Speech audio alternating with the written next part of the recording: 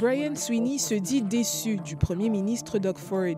Sa fille, Angie, a été tuée il y a 2 ans à Sault-Sainte-Marie lors d'un drame familial qui a fait 5 morts, y compris le tueur, son ex-petite amie. À l'époque, Brian Sweeney s'était entretenu avec le premier ministre. Doug Ford lui aurait promis du progrès dans le traitement des cas de violence conjugale, mais 2 ans plus tard, il peine à noter des changements.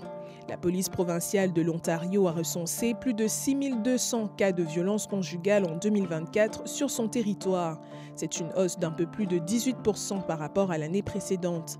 Toujours en 2024, les données de Statistique Canada révèlent qu'il y avait plus de 128 000 victimes de violences entre partenaires intimes à l'échelle du pays. Une tendance qu'il faut à tout prix renverser, croit la meilleure amie d'Angie. How many moms and how many, children have to grow up without their mom before somebody steps in and says enough is enough.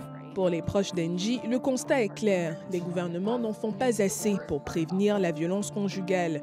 Ils militent d'ailleurs pour qu'Ottawa et la province déclarent une épidémie de violence conjugale. C'est pas uniquement de déclarer que c'est une épidémie, mais de dire, OK, si c'est une épidémie, il est où le financement? Sont où les politiques?